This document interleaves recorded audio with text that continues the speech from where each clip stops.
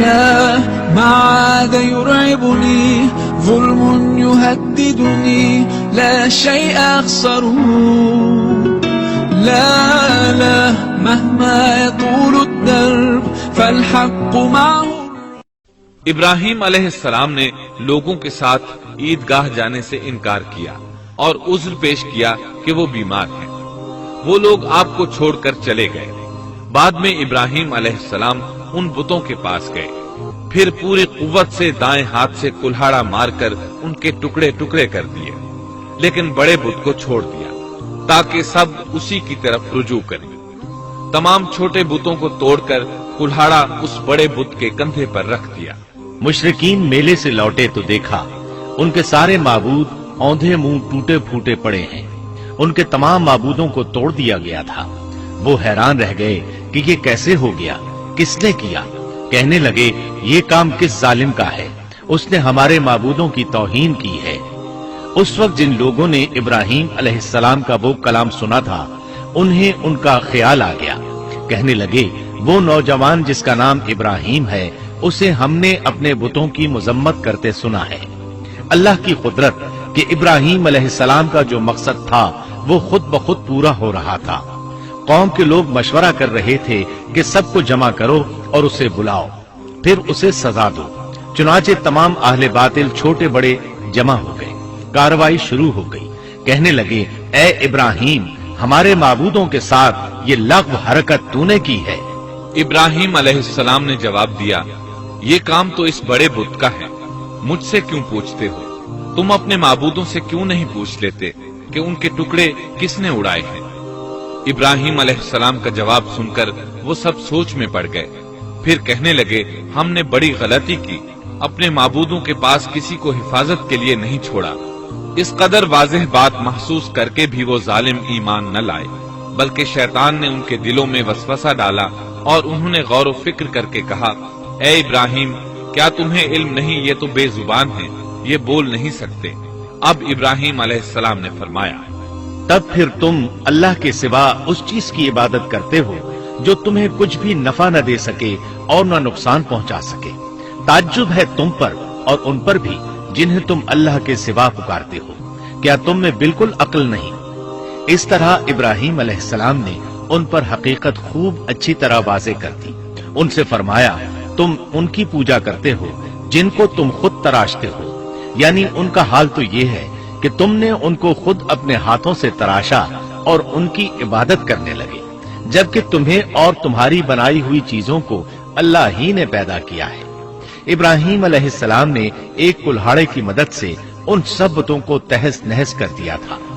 یہ اس بات کی واضح ترین نشانی تھی کہ یہ بالکل بے بس ہیں، لیکن اس واضح نشانی کے باوجود وہ اپنے کفر ہی پر ڈٹے رہے اور لگے ابراہیم علیہ السلام کو دھمکیاں دینے.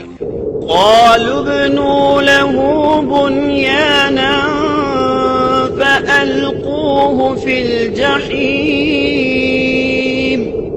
کہنے لگے اس کے لیے ایک آتش کدہ بناؤ اور اسے اس دہکتی آگ میں ڈال دو. پھر ان لوگوں نے ایک چٹیل میدان کا انتخاب کیا جہاں مٹی نام کی کوئی چیز نہیں تھی. اس میدان کو پتھروں کی باڑ کے ساتھ گھیر دیا گیا. پھر سب لوگوں کو حکم دیا گیا کہ وہ لکڑیاں جمع کر کے اس گھیری ہوئی جگہ میں رکھیں. چنانچہ سب لوگ لکڑیاں جمع کر کے وہاں لانے لگے. یہاں تک کہ عورتوں اور بچوں نے بھی اس کام میں بڑھ چڑھ کر حصہ لیا. میدان میں اتنی لکڑیاں جمع ہو گئیں کہ زمین نظر نہیں آتی تھی. یہ لکڑیاں زمین پر ایک اونچی دیوار محسوس ہوتی تھی. پھر ان لکڑیوں کو آگ لگائی گئی. جب آگ کے شعلے آسمان سے باتیں کرنے لگے تو انہوں نے ابراہیم علیہ السلام کو آگ میں ڈالنے کے لیے ایک جھولا تیار کیا. اس میں سیدنا ابراہیم علیہ السلام کو رکھا گیا. اس وقت آپ نے یہ دعا پڑھی حسبنا اللہ ونعم الوکیل. ہمیں اللہ کافی ہے اور وہی بہترین کارساز ہے. یہ کلمہ ہر محتاج اور مصیبت زدہ کو پڑھنا چاہیے. بخاری میں ہے رسول اللہ صلی اللہ علیہ وسلم نے فرمایا حسبنا اللہ ونعم الوکیل. ابراہیم علیہ السلام نے اس وقت فرمایا تھا جب انہیں آگ میں پھینکا جانے لگا تھا. مطلب یہ کہ ہم اللہ ہی پر بھروسہ کرتے ہیں اس کے سوا ہمارا کسی پر بھروسہ نہیں۔ بعض روایات میں یہ بھی ہے کہ جب ابراہیم علیہ السلام کو آگ میں ڈالا جانے لگا تو جبریل علیہ السلام آئے اور کہا، اے ابراہیم، کوئی حاجت ہے تو میں حاضر ہوں۔ ابراہیم علیہ السلام نے فرمایا، اگر تم اپنی مرضی سے آئے ہو تو مجھے تمہاری کوئی ضرورت نہیں۔ ایک دوسری روایت میں ہے کہ بارش کے فرشتے نے حاضر ہو کر کہا تھا، اے ابراہیم، مجھے حکم دیجئے میں بارش برسا کر اس آگ کو بجھا دوں۔ لیکن ایسی تمام روایات ضعیف ہیں۔ یوں بھی اللہ کا حکم ان سے پہلے کام کرنے والا تھا۔ اللہ تعالیٰ سورہ انبیاء آیت 69 اور 70 میں فرماتے ہیں، قلنا يا نار كوني بردا وسلاما على إبراهيم وأرادوا به كيدا فجعلناهم الأخسرين۔ ہم نے کہا، اے آگ ابراہیم پر ٹھنڈی ہو جا اور سلامتی والی ہو جا۔ گو انہوں نے ابراہیم کا برا چاہا لیکن ہم نے انہیں ہی نقصان پانے والا کر دیا۔ چنانچہ جب ابراہیم علیہ السلام کو آگ میں ڈالا گیا تو وہ ٹھنڈی ہو گئی۔ ابن عباس رضی اللہ عنہما فرماتے ہیں، اگر اللہ تعالیٰ آگ سے یہ نہ فرماتے کہ سلامتی والی ٹھنڈی ہو جا تو وہ اس قدر سرد ہو جاتی کہ اس کی ٹھنڈک سے تکلیف محسوس ہوتی۔ گویا آگ بھی اللہ کے حکم کے بغیر نہیں جلا سکتی، چھری اللہ کے حکم کے بغیر نہیں کاٹ سکتی، اس لیے کہ یہ بھی اللہ کی مخلوق ہیں اور ان کی قدرت بھی اللہ کے پاس ہے۔ وہ چاہے تو ان کو قدرت عطا کر دے، چاہے تو قدرت واپس لے لے۔ آگ کو ٹھنڈا ہونے کا حکم ہوا، وہ ٹھنڈی ہو گئی۔ اس نے نہ ابراہیم علیہ السلام کے کپڑے جلائے، نہ جسم کے کسی حصے کو کوئی نقصان پہنچایا، صرف وہ رسیاں جلائیں جن سے آپ کو باندھا گیا تھا۔ سبحان اللہ۔